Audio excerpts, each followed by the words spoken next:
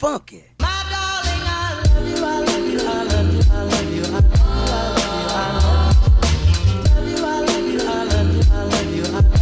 Hey guys, it's Julia. Welcome back to my channel. So I don't normally do this very often. I don't really do a ton of like dedicated review videos to certain collections. I usually just review things in like new makeup releases, favorites, and fails, or I just talk about them in other videos. Rare that you'll ever find me reviewing an entire collection in its own video, but I do think that this is probably going to be the most high profile collection release this summer, and also is kind of the summer collection this year. So today's video, as you can probably tell by the title, is going to be a review of the ColourPop tie-dye collection. This collection I was absolutely thrilled to receive last week. It is the first collection that ColourPop's put out since they resumed production. So I'm very grateful that I got the chance to test it out. I have very mixed feelings on this collection, and you'll see throughout this video, but I wanted to talk about everything. I have all three of the eyeshadow palettes, the two Super Shock tie-dye highlighters, which, yeah, thing that I didn't think I would be excited about at all, but once I saw it, I was like, wow, this is disgusting. I like it though. There's a Soul Shimmering Dry Body Oil in a beautiful, like, iridescent rainbow shade. And then finally one of the Glitterly Obsessed body glitters. I hope you guys enjoy this video. I'm currently sipping on the Celsius Peach Vibe, which is the new flavor. Bitch. This, I think, is my new favorite flavor. Maybe a very close second behind the peach green tea one, but ugh. Oh my god. Today's Dew Fairy is Vampire Girly. Thank you so much for having your notification bell on. I hope you guys enjoyed this video. It is not in any way sponsored by ColourPop. I do love ColourPop as a brand, but I'm not pulling punches today, and I have a lot of thoughts. I hope you guys enjoyed this video. Without further ado, let's get into it. So, starting off with my thoughts on this entire collection, I love this. Like, I think this is such a creative release. I've really been wanting to see ColourPop do pastels for a long time. I've wanted to see them do it, but I've also been nervous because pastels are very, very difficult to execute correctly. But in terms of like aesthetic and inspiration and execution of the color schemes, I think they did an amazing job. I particularly love that they didn't just do one eyeshadow palette. I love that they separated it into 3 different color schemes and really just gave us Something fun. Something for the summertime. And then as always, the price is right. I think even though ColourPop has had a few price increases, particularly with their lipsticks, I still think that their eyeshadow palettes and most of their products are really well priced, especially for the quality. So even though I'm not super thrilled to be seeing ColourPop's lipsticks being like $7 now, I do still think that the quality is worth the money and more. I also love to see a rainbow release and kind of like a pride themed release that's a little bit more subtle and not just like Party man, bitch. this gives me some trans and bi pride representation, and I love to see that. So I think that they did a really creative spin on a rainbow palette, especially really going with the pastel theme that's really been big in both the makeup community this year and also like the luxury fashion community. ColourPop does a really great job of staying on trend, I feel. So for me, their collections always feel really fresh because obviously they're able to create them faster. So collection and aesthetic wise, I love it, and had I not received the collection PR, I think without knowing the quality, I probably would have bought the In a Trance palette just because this one is the most up my alley in terms of color scheme. Probably would have bought one of the highlighters, probably the Your Trip highlighter because it has some purple in there. And then I maybe possibly would have bought the liners, not sure. I'll get to that later. I'll talk later in the video after I've done my review of what I would repurchase or what I think is worth buying. That's a separate thing. I'll start reviewing things because that's what you're here for. So I'm going to start with the eyeshadow palettes, obviously, because that's kind of what I care about most, and I will flash any looks I have on screen to show you guys. These 3 palettes are 9-pan palettes in the same plastic packaging and component that the monochromatic palettes are in. I love ColourPop 9-pan palettes. I do wish they would have gone with the 9-pan palette in the cardboard packaging, like the Blush Crush palette. Not only is cardboard just better for the environment in general, but I really do like ColourPop's cardboard packaging, so I would have liked to see them do cardboard packaging for these ones, but it's okay. We have the In a Trance palette, which I can best describe as like a pastel, periwinkle, and dusty blue palette. Some pinks in here, some lilacs, some really beautiful, like very dusty sky blues. I think this is absolutely stunning, and this is definitely the color scheme that really jumped out to me when I first saw the collection. It's also the palette that I'm currently wearing on my eyes right now. I have Own Your Power all over my lid. I really want to test this one out in particular just because lavenders tend to be the hardest types of shades to formulate, and I want to see how this one would perform not only blended out in the crease, which I was nervous about, but also packed all over the lid because these are really, really hard to build up. There are 3 true mattes in here, 2 mattes with kind of micro glitters in them. Transcendence, which I think, I love that. I love a good pun. I really want to like go to the ColourPop factory and shake the hands of people who name the shades in the palettes because I feel like we are on the same wavelength. These are my people. And also Daydream Baby, which is also a matte with a micro glitter. You guys know how I feel about mattes with micro glitters. They're not my favorite, but I will work with them, and if they're a really pretty color and if the micro glitter genuinely does enhance the formula of the shadow, I don't have a problem with it. There are two like regular shimmers in here, and then this shimmer up here in the upper left hand corner, kind of interesting to me. Something I found throughout these palettes is that some of the shimmers have this kind of like putty texture where it's almost like a cream shadow. It feels kind of like the Super Shocks but in pressed form and almost a little bit wetter? I don't know.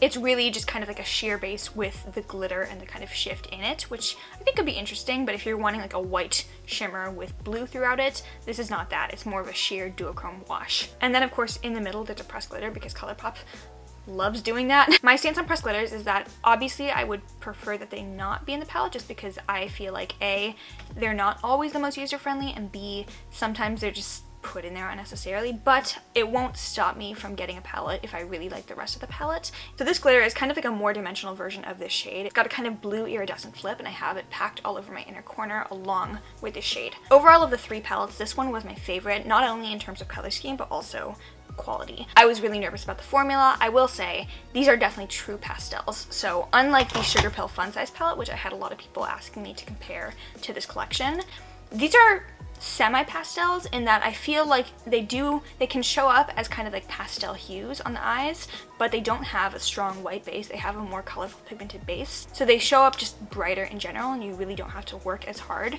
Whereas with true pastel shadows like these have a true strong white base to them, especially with the mattes. So they can look a little bit chalky. If you've ever worked with pastels, they have that quality to them.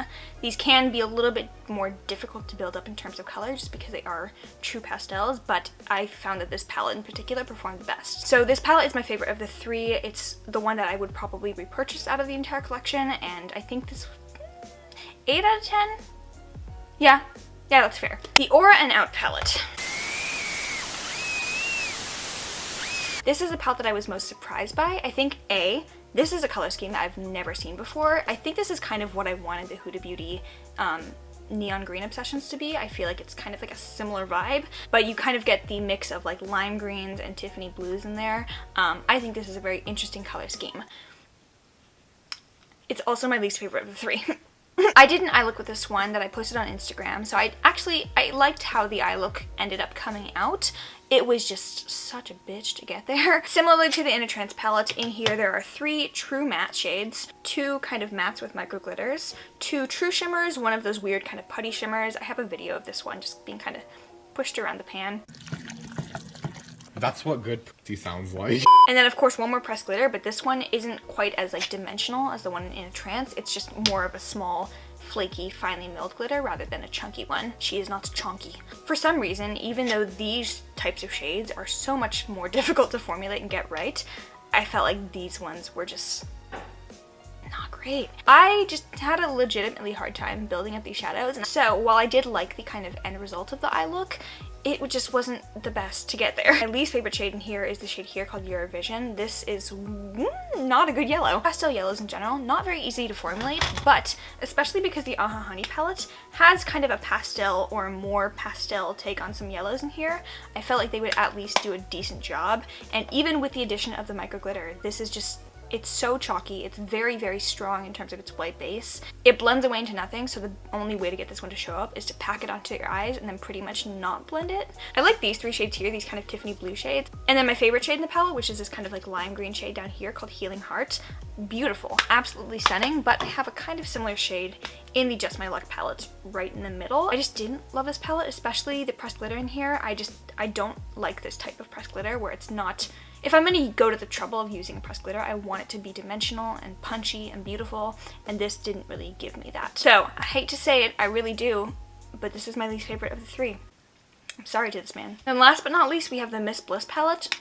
This is a middle child, I'm sorry. This color scheme, real cute. I will say that compared to these two, it's a lot less of a unique color scheme. This kind of reminds me a lot of a more peached version of the Blush Crush palette, or kind of like a slightly pinker version of the Sweet Talk palette. I think if you have the Sweet Talk palette, you definitely do not need this one. And if you have the Blush Crush palette, you do have the kind of cooler tone shades up here. I will say that this palette of the three has the most workable formula, so I would say this one is the best for beginners. That's the problem I had with these palettes mainly, is that I don't think that these palettes are beginner friendly at all. And generally I feel like ColourPop, especially in terms of pricing, because of their price point, I feel like they're definitely geared towards a younger audience, as well as people who are maybe just starting out doing makeup and want something affordable to add to their collection.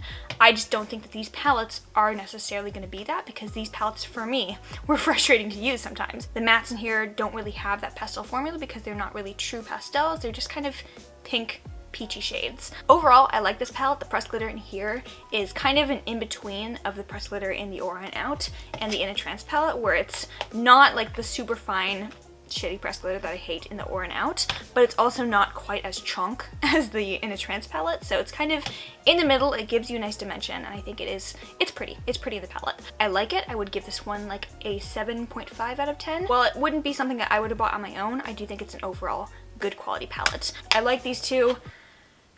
It's disgusting to be related to you. Okay, next up let's talk about the thing that was probably second on the list of exciting things for me, which were the highlighters. Hold up. Gotta get the goods. So we all know that I have always loved the ColourPop Super Shock highlighters, particularly Flexitarian. This has been my favorite highlighter from ColourPop for the longest time, until they came out with a new formula and the new packaging of the big Super Shock highlighters. This is the shade You're a Catch from the Valentine's collection, and ugh, this is my favorite. This probably my favorite non-cream highlighter in my collection, besides Amrezy. So I was very excited to see them coming out with two more of the giant highlighters in the Super Shock formula, and also excited to see them doing tie-dye ones. So this is the shade Manifest That, which is kind of like a peachy pink shift. And then the shade Eurotrip, which has a little bit more purple tones in here. I'm wearing Eurotrip on my cheekbones right now. I don't really think that the purple shift shows up too aggressively on the face. I think if you build it up, you will definitely get that. These both get my stamp of approval. In terms of favorite shade, it's definitely Eurotrip, just because I don't love pink tone highlighters myself, but we know this. When they first came out with the Super Shock highlighters in this type of packaging, I was very nervous, just because the Super Shock formula itself is kind of like a cream formula without being a cream highlighter. It's incredibly blinding on the face, and because it's not like a powdery highlighter, I feel like it just does the best job of melting into the skin and really looking like you naturally just have beaming cheekbones. However, it can dry out really easily, so you need to have the top screwed on really tightly, otherwise it does dry out. So I was very nervous to test it out in this kind of like more open air type packaging, but I don't feel like I've seen any formula changes or anything too worrying. They don't sit on top of the skin, they don't emphasize a ton of texture in my opinion, which is hard to find in a more blinding highlighter like this. And I also really like the kind of marbled tie-dye color thing. Like, I don't love colorful highlighters all the time on myself. I tend to just like beige highlighters, but for me, this gives me that kind of like appeal of a colorful highlighter while still being fairly wearable for me. So these are both great, and the only thing I have to say is that as soon as you get these, I would recommend taking like a clear top coat nail polish and painting over the ColourPop sign here, otherwise this is going to wear off. I've had that happen with most ColourPop packaging, and it's a very easy fix to keep it looking like this and not completely blank within a couple months. So I've had quite a tenuous relationship with ColourPop gel liners in the past, in that I hate them. In particular, one shade, the white gel eyeliner called Exit from ColourPop, is my least favorite thing I've ever tried from the brand. It's been a while since I've tried a ColourPop gel liner, but I've heard that they have improved the formula, and especially in these colors, I was very excited and nervous to test them out. These, I'm happy to report, awesome. These are surprisingly very nice and glidey, especially for pastel liners that have a bit more of a white base. White eyeliners in general, or white based colors, are very difficult to get in a nice glidey, non-crepey formula. I'm gonna swatch the yellow here. As you can see, nice color payoff. You know what? I just realized I have yellow undertones in my skin. That literally looks like concealer on my hand. So let's do a different color. How about this mint green? Let's do the mint green. 1, 2, 3. Not pressing down super hard either. These just have a nice glidey, truly gel formula, as the name would imply. I will say that they're not quite as bright as the packaging. That's like my one main flaw with these, but overall I do really like how these perform. I don't know if they sell these individually. I think you have to get the whole set, but I didn't have any problems with any of the colors, so I don't think that there's anything wrong with getting the full set, and overall I was very pleasantly surprised by these. Just having a vendetta against ColourPop liners, this gave me an excuse to not hate the line. Plus, it comes in kind of like this packaging that looks like you have colored pencils. I just think that's cute. So, I really like these liners, and I was very surprised that I did. Alright, and then last up, 2 things from the body line. So we have the Soul Shimmering Dry Oil. I would describe this as a sheer base with just kind of iridescent rainbow, a little bit more to the pink side than true rainbow. I feel like there's a lot more pink particles than there are like kind of blue and other shades. So I'd call this an iridescent pink skewed rainbow glow. You guys know I do love me a good glowy body oil. My favorite is the Sol de Janeiro Goldie Rocks. However, I haven't had the best relationship with the Sol body glow oils in general. I just feel like for some reason the oil really like soaks into my skin very quickly, so I'm just kind of left with looking like I dusted a powder highlighter all over my body, and the kind of like wet looking glow from the oil is gone because it's already soaked into my skin, so it just looks like dry shimmer on me. I have some on my décolletage right now. I don't know if you can see that. You do kind of get it looks really nice on camera. So pretty strong presence of pink shimmery particles. I don't know if you can see that. It's pretty. Does smell lightly of coconut, but it's definitely not like a finely milled shimmer. I feel like this just makes you look like J-Lo, whereas this makes you look like you put a little bit of body glitter on with a tiny bit of oil. But if you have really dry skin like me, especially dry skin all over your body, the oil will soak into your skin a little bit quicker, and therefore you won't really get this wet glow for a long time unless you consistently reapply it. So that's something I think you should consider. Overall, I do think it's pretty, and I do really like the color. If you do like the Soul body oil formula, I think you'll like this one. And then last but not least, they have a glitterily obsessed body glitter in the shade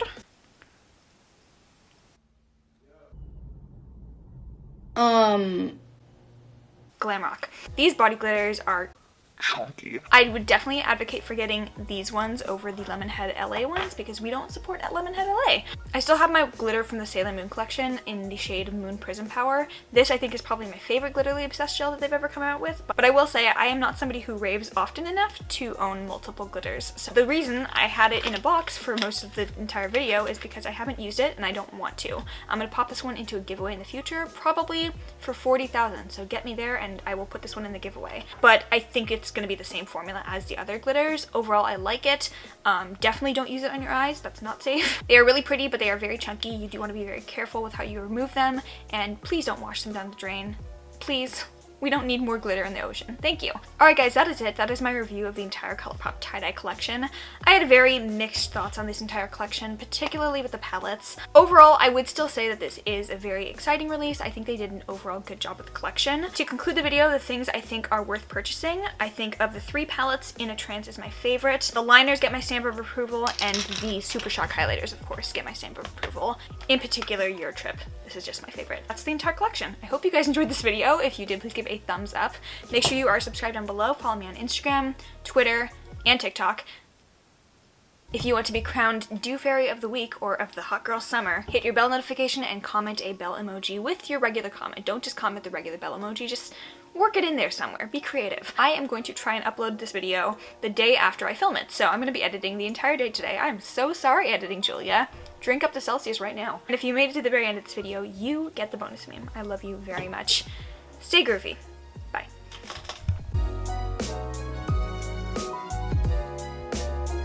I don't even know what to do. I'm sorry I look like this. But look what I did.